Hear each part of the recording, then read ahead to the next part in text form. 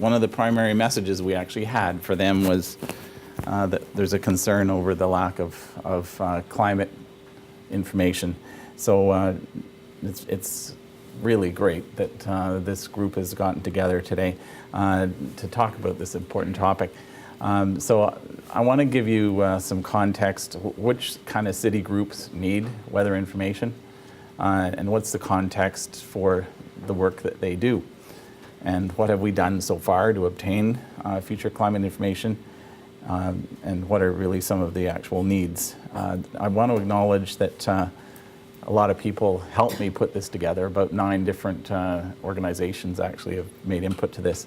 But looking at the importance of municipalities, 2/3 of Canada's population is concentrated in 20 urban areas, and infrastructure provides the critical lifelines to keep us going. And so that's a theme from David Lapp that he's covered quite extensively there. There is a massive investment in this infrastructure. Just the roads alone, the replacement value is $12.1 billion.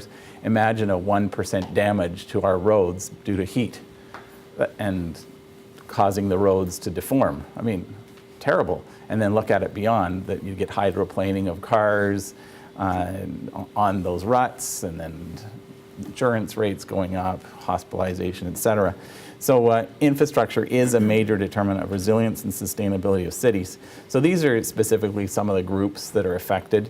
But what I want to emphasize is that we've got both hard infrastructure, but also natural infrastructure and soft infrastructure. Okay, so that's the way we look at infrastructure, David. We look beyond just the bridge and stuff like that. So we look at social services, and these are groups that are affected by weather on a daily basis. So there is a dependency on other groups affected by weather.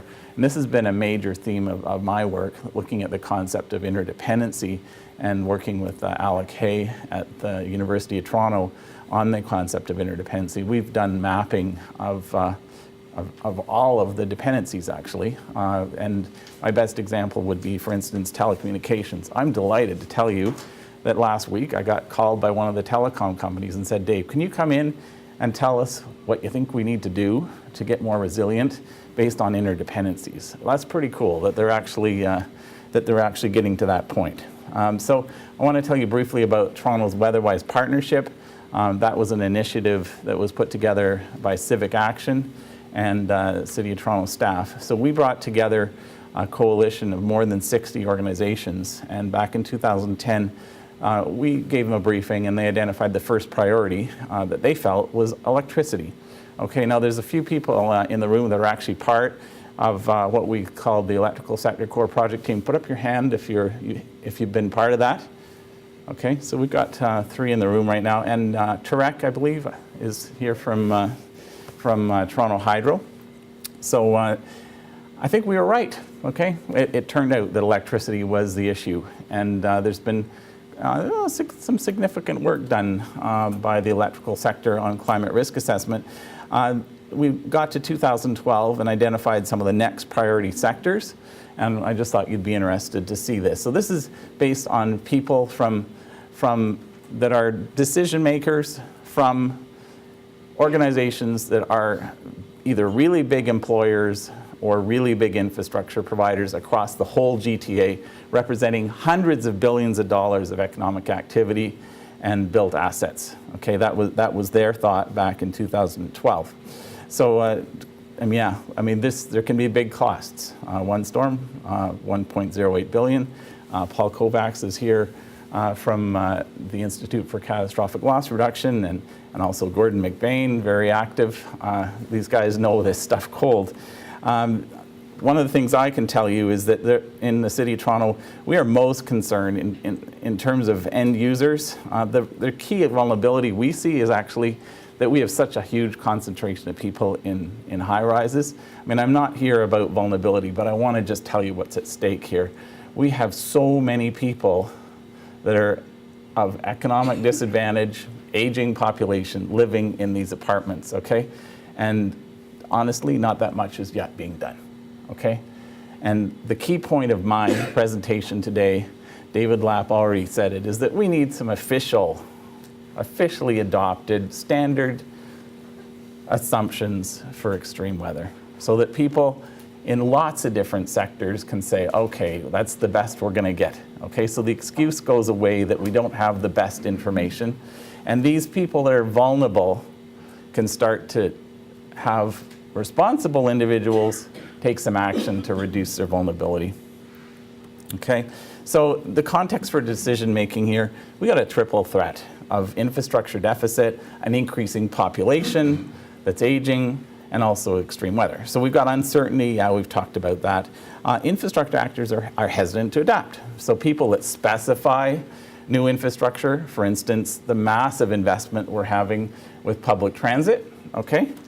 I mean, people that design, build, maintain, okay? These individuals want to do their job the best they can, and they're being accountable to keep costs low. These are costs that are reasonably foreseeable, that they are defensively understanding, okay? They want to keep on time, on budget, they want to avoid overspending, underspending, and to do this, they need to have access to best available information on weather. Okay, further, I mean, the lifespan of infrastructure, hard infrastructure, is much longer than the careers of decision makers. And literally, they're probably saying, how many years have I got left before I'm out of here? Okay, it's happening. Okay, the other thing is we got intergenerational equity issues. We've got an aging population that is going to become more vulnerable to when we have infrastructure failure, but also we've got the legacy of infrastructure deficit for future generations. So the stuff that we're not building properly now, my grandchildren are going to have a problem with. So further, we don't have any provincial or federal mandate to build infrastructure to projected climate in the future. And also legal liabilities, it's really kind of untested. We've got some class actions that are happening, potentially happening. It's not all that clear, so there's not a real strong driver there. So looking quickly at the weather and climate for the GTA and Ontario, the current average and extreme vary significantly, even just across the GTA. Ryan showed you that that one grid cell included all the way to Kingston down to Pennsylvania or wherever it was. So, but municipalities must plan for resilience now and the future, and we need more specific and realistic climate information. So, and of course across Ontario, there's even greater weather diversity. I want to tell you about some efforts that have gone on in the recent past to struggle to try to get this information, okay? So back in 2010, people like Neil Comer, Neil, hand up. He was involved in this. He knows what happened. We brought together an ad hoc group of best available scientists, people volunteering their time, okay, from federal agencies, from universities, and, well, I mean, the people that were doing the heavy lifting were with the federal government, and we met 6 times. Probably a couple hundred hours of effort went into getting that far, and we were poised to start a workshop to put together the best available scientists to do basically a peer-reviewed effort of all of the climate science that was available and put together a paper that they would put out for review and then come up with this analysis that at least Toronto could use. That was our scope, Toronto. Okay, we're looking at the whole province. Well, unfortunately, those federal staff found out they weren't working anymore with the federal government, and it all fell apart. So 2002, we tried again, okay? So the WeatherWise Electrical Sector Core Project team, some of the people in the room, we put together, with the help of TRCA on the Ontario Climate Consortium, a process to assess best available climate information. A lot of pro bono scientific time. People are going to volunteer. The project didn't proceed due to lack of funding. So we go forward, 2013. We did hit a little bit pay dirt here.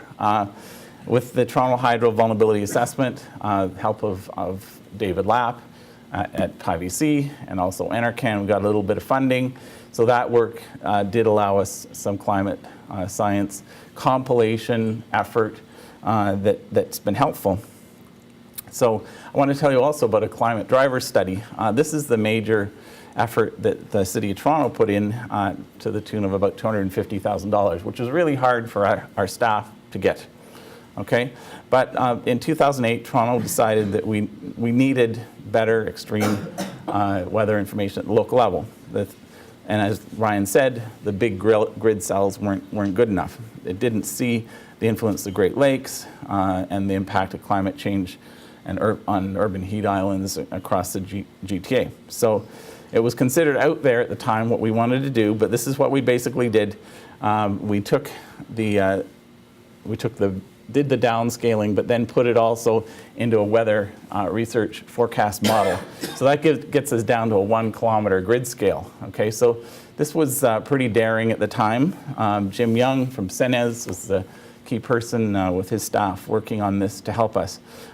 So what were the results? Well, we felt that this proof of concept was successful, and that predicted extremes were validated actually by some events that right after that it said, oh geez, this thing seemed to be out there and like wacko, and is like, oh my god, it actually happened.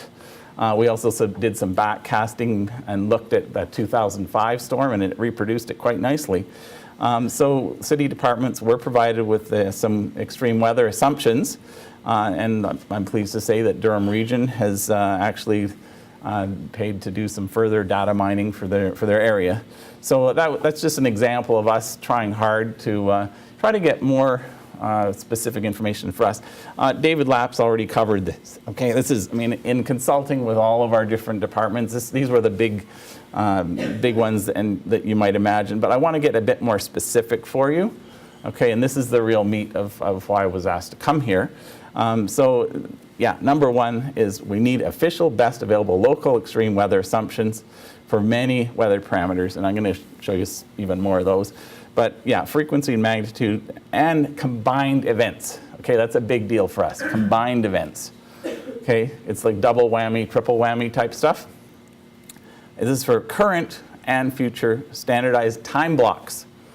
The time block concept being, okay, now, like for the next 10 years, and then 2040 to 2050, say, or 2080 to 2090, okay? Because we need those time blocks comparable when we go out and work with all our different city departments. So transportation services, meaning our roads department, they have suggested a communication forum for operations between neighboring municipalities experiencing weather real time, okay? This to us is climate information. Okay, so when Halton is getting whacked real bad, and it's obvious that it's going to come across, well, like, what are they actually experiencing, and can they tell us? Okay, and my best example of this is that we know that Kitchener, and then Brampton, and then my street got nailed with 1-inch hail. Okay, I had no warning, and I thought it was a jet being tested, a military jet. It's like, well, no, but this is, I'm hearing this thing. It's like, oh my God, what is this? It's black. I'd never seen 1-inch hail. And there's my car sitting right in front of the garage. I could have just moved it in, had no warning. And meanwhile, my wife was getting bashed, bruised by hail with the kids on the soccer field. No warning whatsoever. Okay, well, this was drawing in a straight line and like no warning, okay? So there is a message there. It's not only, I mean, the weather information for Toronto is not only the long-term forecasting, it's the short-term stuff. So Toronto Water has asked for probabilistic models of shifts in extreme rainfall. They've got certain rain gauges, and they want to be able to say confidently that they can justify investment in a lot more work to reduce urban flooding. Yeah, they're interested in IDF curves. We've talked about that before. But the other big thing for them in terms of the outputs is it's quite complex. They need to understand overland urban flood or pluvial flood mapping much better. So I got this directly. This is just straight from Ryan, okay? We collaborated on this. So you can see that they've got some quite specific requests for climate information. And then Toronto Hydro, also quite specific requests. Okay, so as far as I know, what's going on at Toronto Hydro is some of the most advanced climate change risk assessment activity for the electrical sector, okay? So they would like higher resolution observation data, particularly for winds and ice accretion. They'd like historical lightning data, including lightning strike amperage.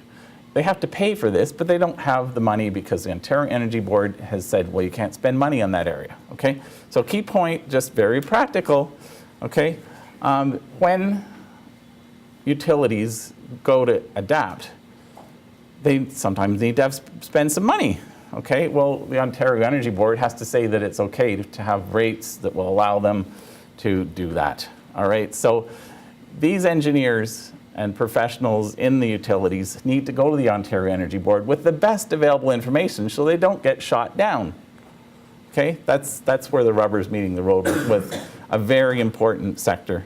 So under the size of trees and are those trees, I mean, this, in terms of climate information, this is not climate information per se, but I must say that there is research required, okay? I mean, all of the groups I've spoken with, they need climate information, but they also need information on what are going to be the impacts and how do they manage them, okay? So, but that's not really the scope today, but I just think I should mention it. And with the electrical sector, the big deal is the trees, okay? So this is a detailed table. You don't have to look at all the exacting pieces here, but let's just take, this is, yeah, okay, so look at precipitation. So freezing rain, ice storm, 15 millimeters, that's when tree branches start to break. Okay, so just as an example, the electrical utilities want to know the current frequency of 15 millimeters of freezing rain, and what will it be into the future. Okay, that's the essence of what we're talking about here. These are the key parameters that they're interested in. There's others, of course, that they're interested in as well. But this is the result of a ton of work that was started by the electrical sector core project team from WeatherWise, that with the help of PIVC, with the help of NRCan, has gotten to the point to say, this is what we care about. These are the parameters that we need to have confidence in, or at least we need to know what is the level of uncertainty on these things so that they can go to groups like the Ontario Energy Board and they can get their work done. Okay, so what are some other research information needs? Okay, so we need to know about the creeping effects, okay? And so I'm wanting just to tell you that it's not just climate data, weather information, it's stuff like this, okay? And we haven't really talked at all about communications materials for different audiences, okay? It's one thing to have reams of giant scientific stuff, right? But you gotta make it understandable for the end users, okay? And this was part of the design that we were actually looking at trying to bring forward with some of that work that we were doing in 2010 and 2012. So I've spoken briefly about short-term weather warnings. They could be more specific. Some weather warnings we get the warning when the event's already occurring. And they need to be more location-specific, like when my car got written off. Okay, it was only a small pocket area, but wouldn't it be nice to have been able to say, hey, you guys in central Toronto, you know, this is actually serious. We think even if you only give me half an hour notice, that would be really nice to know. I've had companies from the US fly in just to see me, to tell me about their technology of interruptible broadcast, social media, mobile messaging, etc. Okay, we're not using it enough. We could, it costs money. Okay, so I want to leave you with some hopeful thoughts. Okay, many decisions do not require new detailed climate information. They really don't. Okay, so that should not necessarily be an excuse at all times. There are things that people can do, and we've got our transportation services, for example, people are putting together better pavement formulation that doesn't melt, and it doesn't cost that much more when you're replacing the road surface. They're putting in traffic controllers that have a little fan, and the fan doesn't cost that much. Okay, so they're just doing it. Adaptive actions don't have to be costly. You can't replace all your infrastructure, but make what you have last by maintaining it properly. Yeah, when we go to build or do a major retrofit, that's your opportunity to actually make the investment. And there needs to be a balance between Fort Knox total protection and saying, hey, you know what, we can let that road flood every once in a while.